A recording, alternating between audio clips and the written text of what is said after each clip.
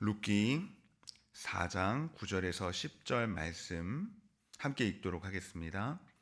보아스가 장로들과 모든 백성에게 이르되 내가 엘리멜렉과 기럨과 말론에게 있던 모든 것을 나오미의 손에서 산 이래 너희가 오늘 증인이 되었고 또 말론의 아내 모압 여인 룻을 사서 나의 아내로 맞이하고 그 죽은 자의 기업을 그의 이름으로 세워 그의 이름이 그의 형제 중과 그 곳 성문에서 끊어지지 아니하게 하매 너희가 오늘 증인이 되었느니라 하니. 아멘. 사람은 끊어짐을 두려워합니다. 관계가 끊기고 또 길이 끊기고 마음이 끊기고 마침내 내 이름이 사람들의 기억 속에서 사라지는 것, 끊기는 것을 두려워합니다. 그래서 우리는 붙잡을 것을 항상 찾습니다. 성과로, 돈으로, 누군가의 인정으로 어떻게든 자신의 이름이 끊어지지 않도록 스스로를 지키려고 합니다. 그런데 삶은 생각보다 쉽게 끊겨지는 것이죠. 어느 날 한 통의 소식이 한 번의 상실로 이어지던 것들이 모두 한꺼번에 끊깁니다. 나오미와 룻도 그것을 경험했습니다. 가족과 재산을 모두 잃어버리고 그 가문의 이름이 끊길 위기에 처했던 것입니다. 룻기 4장 9절에서 10절 말씀은 그러나 그 고통의 상황 속에서 따뜻한 결말의 장면으로 변환되는 것이죠. 바로 그 끊어짐의 한복판에서 더 이상 그것이 끊어지지 않을 것이다 라고 하는 선언으로 이어지고 있는 것입니다. 장소는 성문 앞이었습니다. 장로들이 앉아 있었고 사람들이 둘러선 자리였습니다. 그 자리에서 보아스가 말합니다. 정리하면 당신들이 오늘 증인이 되었습니다. 내가 이 모든 기업을 다 샀고 모압 여인 룻을 내 아내로 맞이하여서 죽은 자의 이름을 기업 위에 세워 그 이름이 끊어지지 않겠습니다 라고 하는 것이 오늘 본문의 내용입니다. 이 말은 고엘, 즉 기업 물을 자의 제도 안에서 나온 선언이라고 할 수 있습니다. 고엘은 한마디로 가난과 죽음으로 무너진 한 가문을 그 가까운 친족이 비용을 들여서 그 비용을 치러 주어서 다시 세워주는 언약 공동체의 안전장치라고 할 수 있습니다. 땅과 기업을 책임져서 가문이 사라지지 않게 하고 그 이름이 끊어지지 않도록 후손과 그 계보를 세우는 일이 고엘 제도입니다. 단순한 선행이 아니라 공동체 앞에서 책임을 확정하는 법적이고 공적인 회복을 의미합니다. 그래서 보아스는 숨지 않고 증인들 앞에서 분명히 말하고 있는 것입니다. 내가 다 샀다. 내가 룻을 맞이하였다라고 선언하는 자리인 것이죠. 오늘 말씀은 우리에게 묻고 있는 것입니다. 끊어짐을 막아줄 사람이 누구인가? 끊어진 그 삶을 다시 이어줄 힘이 어디로부터 오는가? 오늘 말씀은 우리에게 한 가지를 분명히 가르쳐주고 있는 것입니다. 하나님은 우리를 좋은 감정으로 달래는 그런 분이 아니라 값을 치르고 책임을 지는 그 구속으로 끊어진 우리의 삶을 다시금 이어주는 분이시다라고 하는 것을 오늘 본문 말씀을 통해서 깨달을 수 있습니다. 그러면 이제 이 보아스의 선언 속에서 하나님이 보여주시는 구속의 길이 무엇인지를 살펴보고자 합니다. 첫 번째로 구속은 증인 앞에서 이루어집니다. 이 보아스는 말합니다. 당신들이 오늘 증인이 되었느니라. 이것은 단순히 법적 절차에 대한 설명이 아닙니다. 보아스는 마음속 결심을 끝내지 않고 이어가고 있는 것입니다.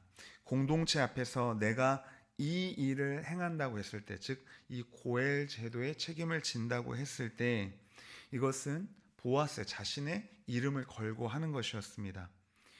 이제 이 일은 증인들 앞에서 이루어졌기 때문에 되돌릴 수가 없습니다.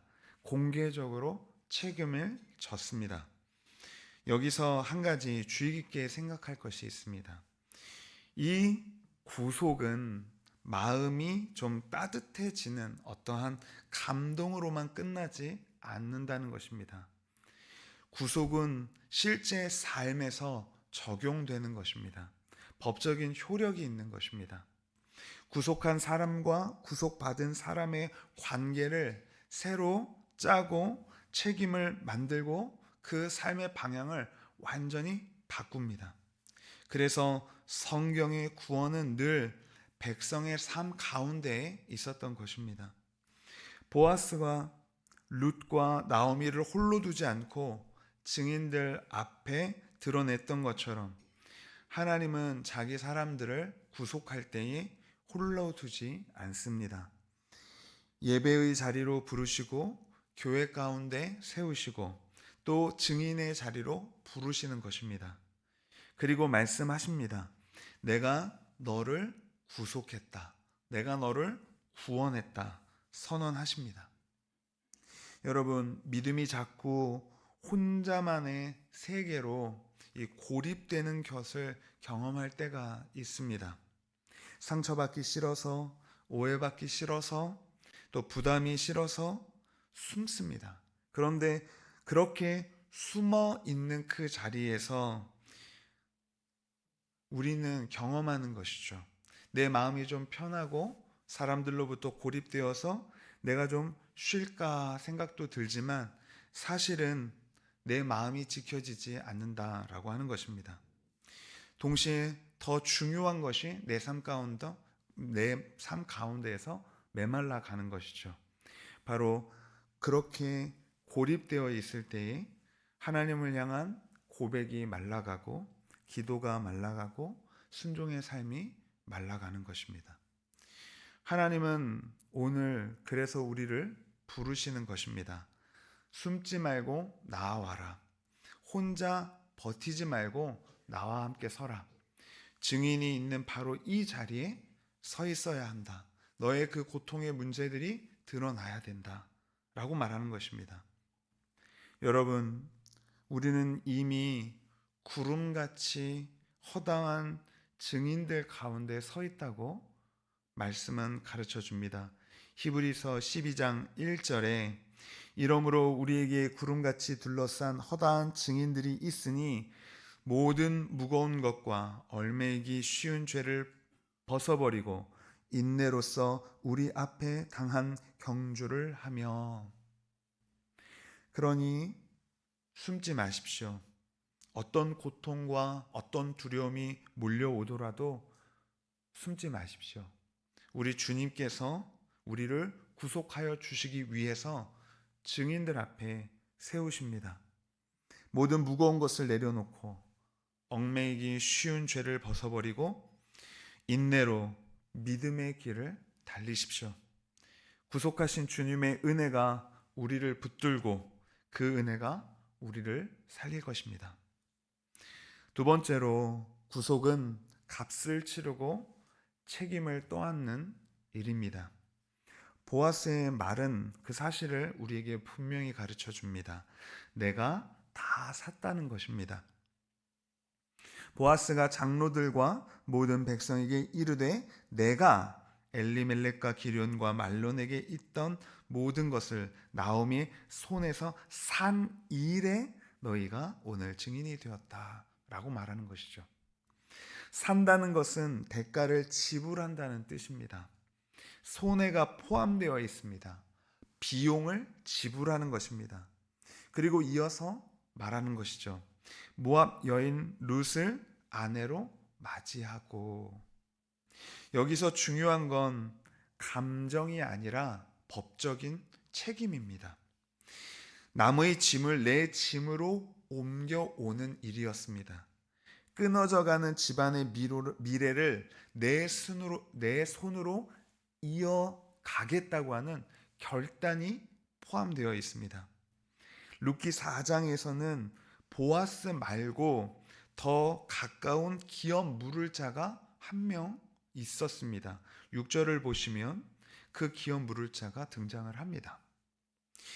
그는 땅을 사는 것까지는 괜찮다고 했습니다. 내 돈을 들여서 그 가문의 땅을, 기업을 모두 사겠습니다. 내가 관리하겠습니다. 그런데 룻을 맞이해서 죽은 자의 이름을 세우는 그 책임의 자리에서는 물러납니다. 왜일까요? 자신이 룻을 아내로 맞이해도 자신에게 태어난 그 아들은 룻의 남편이었던 말론의 아들이 되어서 그 가문을 이어가도록 재산을 상속시켜 주어야만 했습니다. 이것이 고엘 제도였습니다. 그렇기 때문에 애써 내 돈 들여서 샀던 그 모든 기업이 다시금 그 가문의 재산이 되는 것이기 때문에, 그래서 기업 물을 자의 책임을 포기했습니다. 자기 기업의 손해를 볼까 두려웠기 때문입니다. 이 장면이 우리의 마음을 찌르는 것이죠. 우리도 자주 이렇게 살기 때문입니다. 할 수 있을 만큼만 하고 손해 보는 것은 피하고 부담이 커지면 뒤로 빼고 내가 베풀어야 될 어떠한 사랑도 계산하고 헌신도 적당히 내게 피해를 안 줄 정도, 내 희생을 강요하지 않을 정도의 안전거리를 두면서 신앙도 가끔 이러한 거래처럼 우리는 살 때가 있다고 하는 것이죠. 이 정도 했으니까 하나님께서 이 정도 보장해 주겠지. 신앙이 어떠한 거래처럼 느껴질 때가 있다는 것입니다. 그러나 구속은 거래가 아닙니다. 구속의 값은 아주 비싼 값에 치러지는 것이죠. 그리고 그 값은 결코 작지 않다고 하는 것입니다. 여기서 보아스가 누구를 가리키는지가 분명히 보이는 것이죠. 보아스는 바로 예수 그리스도의 그림자인 것입니다. 예수님은 우리를 멀리서 그렇게 지켜만 보시는 분이 아니십니다. 가까이 오셨고 가까이서 도와주셨습니다. 하나님이신 그분께서 육신을 입고 우리를 구속시키기 위해서 우리의 삶 가운데로 들어오신 것입니다. 예수님이 서신 그 십자가는 숨은 골방이 아니었습니다. 모든 사람들에게 드러나는 자리였습니다. 허다한 증인들의 앞이었습니다. 그리고 그 값은 은과 금이 아니라 자신의 피로 치르는 값이었습니다. 여러분, 중요한 것이 무엇입니까? 내가 주님을 붙들기 이전에 주님이 나를 값주고 붙들었다는 사실입니다. 그래서 오늘도 주님은 말씀하십니다. 내 앞으로 나아와라. 내가 다 샀다. 내가 너를 책임질 것이다. 이 은혜 앞에 우리의 믿음이 세워지는 것이죠. 내 힘이 아니라 나를 값주고 붙드시는 주님의 은혜가 바로 우리의 신앙의 중심이 됩니다. 나를 구속하신 주님의 은혜 누리는 여러분 모두가 되시기를 축원합니다. 마지막 세 번째로, 구속의 목적은 이름을 다시 세우는 것입니다. 보아스는 왜 이 일을 하는지를 말하고 있습니다. 죽은 자의 이름을 기업 위에 세워서 그 이름이 끊어지지 않게 하려고 했던 것입니다. 성경에서 이름은 간판 정도의 역할이 아닙니다. 더욱 중요한 의미를 가지고 있습니다. 이름은 그 한 사람의 존재입니다. 미래입니다. 그 사람이 살아온 흔적이며 앞으로 이어질 길이 됩니다.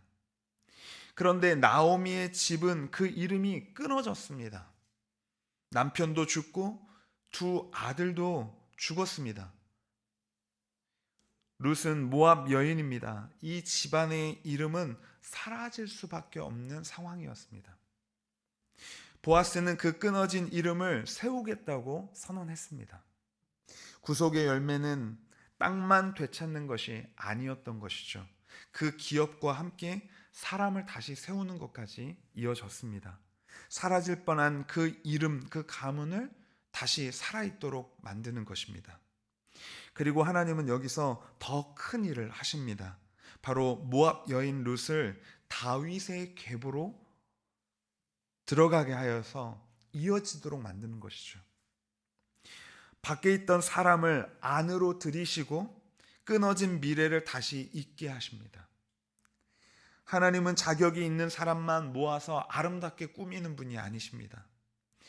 하나님은 무너진 사람을 다시금 세우고 끊어진 사람을 다시금 이어서 자기의 은혜로 회복시키고 그 이야기를 다시금 이어 써내려 가십니다. 여러분, 오늘 우리 가운데도 그 이름이 무너진 사람들이 있습니다. 그 이름이 끊겨질 것만 같은 사람들이 있습니다. 실패 때문에 고개를 들지 못하는 사람들이 있습니다. 죄책감 때문에 자신을 부르지 못하는 사람들이 있습니다. 낙인 같은 말에 눌려서 하는 사람들이 있습니다. 교회 안에서도 그저 조용히 사라지고 싶은 사람들이 있는 것입니다. 주님은 그러나 우리를 그렇게 두지 않으십니다. 우리에게 새 이름을 주시는 것이죠. 하나님의 자녀, 그리스도 안에 있는 자, 하나님의 백성으로 새롭게 태어나게 하십니다. 새롭게 그 이름을 주십니다. 그리고 끊어지지 않는 기업을 물려주시는 것이죠. 우리의 과거를 미화하지 않으면서도 우리의 죄된 그 모습을 기억하면서도 그 위에 새로운 이야기를 써내려 가는 것입니다. 말씀을 맺겠습니다. 보아스의 선언은 오늘 우리에게 큰 울림을 가져다 줍니다. 구속은 증인 앞에서 이루어집니다. 숨지 않는 것입니다. 구속은 값과 책임으로 이루어집니다. 가볍지 않다는 것입니다. 구속은 그 이름을 다시 세우는 것으로 열매를 맺습니다. 그 가문이 끊어지지 않게 둔다는 것입니다. 여러분, 오늘 이 말씀 앞에서 우리 자신에게 물어야 합니다. 나는 무엇으로 내 이름을 세우려 하고 있습니까? 나는 무엇을 지키려고 그 사랑에서 물러나 버렸습니까? 나는 지금 어디에 숨어 있습니까? 숨어 있던 자리에서 나아오십시오. 주님 앞으로 나아오십시오. 그분이 우리를 구속하십니다. 주님은 우리를 부끄럽게 세우시지 않을 것입니다. 주님은 우리를 다시금 이어 붙이실 것입니다. 주님은 우리에게 새 이름으로 다시금 이어가게 하실 것입니다. 그리고 그 일의 시작은 언제나 주님의 선언으로부터 시작될 것입니다. 내가 너를 샀다.